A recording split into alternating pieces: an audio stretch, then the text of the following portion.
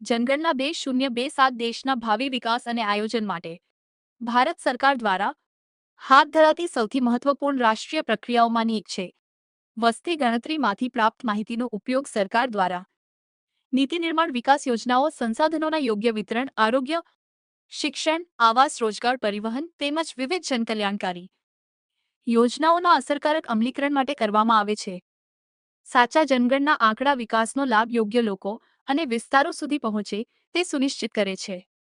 હું તમામ નાગરિકોને અપીલ કરું છું કે આજથી 17 મે 2026 થી 31 મે 2026 દરમિયાન યોજાનારી સ્વગણના પ્રક્રિયામાં સક્રિય રીતે ભાગ લો અને પોતાના ઘરે બેઠા ઓનલાઈન સાચી અને સંપૂર્ણ માહિતી નોંધાવો.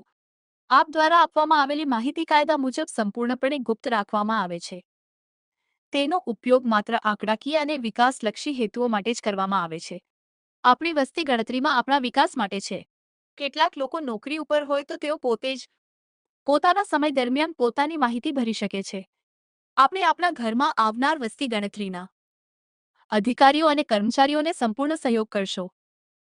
ભાવિ વિકાસ અને આયોજન માટે ભારત સરકાર દ્વારા હાથ ધરાતી સૌથી મહત્વપૂર્ણ રાષ્ટ્રીય પ્રક્રિયાઓમાંની એક છે. વસ્તી ગણતરીમાંથી પ્રાપ્ત માહિતીનો ઉપયોગ સરકાર દ્વારા નીતિ નિર્માણ, વિકાસ યોજનાઓ, સંસાધનોના યોગ્ય વિતરણ, આરોગ્ય, શિક્ષણ, આવાસ, રોજગાર, પરિવહન તેમજ વિવિધ જન કલ્યાણકારી યોજનાઓના અસરકારક અમલીકરણ માટે કરવામાં આવે છે. સાચા જનગણના આંકડા વિકાસનો લાભ યોગ્ય લોકો અને વિસ્તારો સુધી પહોંચે તે સુનિશ્ચિત કરે છે.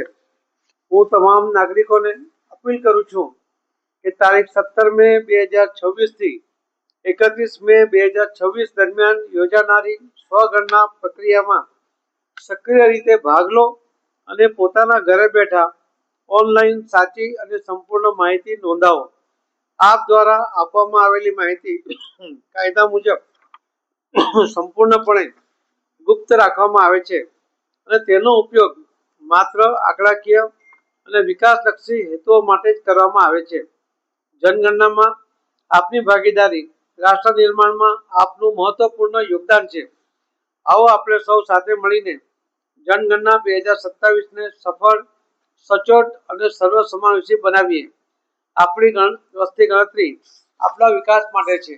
જે કેટલાક લોકો નોકરી માટે દિવસ દરમિયાન જ્યારે ઘરે નહીં હોય એ દરમિયાન જો એ વસ્તી ગણતરીમાં પોતાની માહિતી ના આપી શકે તો એમણે ઘરે બેઠા પણ આ યોજનાનો લાભ લઈને જાતે જ એમાં નોંધણી કરાવીને એનો ફાયદો લેવો જોઈએ. એનો ઉપયોગ કરીને આપણા દેશના વિકાસમાં સાચી માહિતી અને આપની પણ વસ્તી ગણતરી થઈ જાય એના માટે સજાગ રહીને આ કામ કરવું જોઈએ. આપણે ત્યાં વસ્તી ગણતરી માટે આવનારા કર્મચારી અને અધિકારીઓનું પણ સંપૂર્ણપણે એને સહયોગ કરવો જોઈએ એવી પણ મારી આપ સૌને નમ્ર વિનંતી છે. મને વિશ્વાસ છે કે આ વસ્તી ગણતરીના આધારે જે સચોટ આંકડાઓ આવશે એના કારણે નીતિ આયોગ માટે કે કેન્દ્ર સરકારને પોતાના બજેટમાં કે રાજ્ય સરકારને પણ પોતાના બજેટમાં યોગ્ય જોગવાઈ કરવા માટે સંપૂર્ણ માહિતી એમને મળશે, જેના કારણે ખૂબ સારી રીતે વિકાસના કામો પણ હાથ ધરાશે અને લોકોને ખૂબ મોટો ફાયદો પણ એમાંથી મળી શકશે.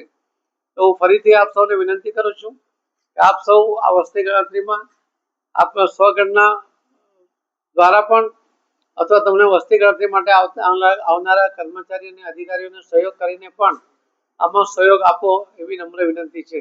ધન્યવાદ. ભારત માતા કી જય.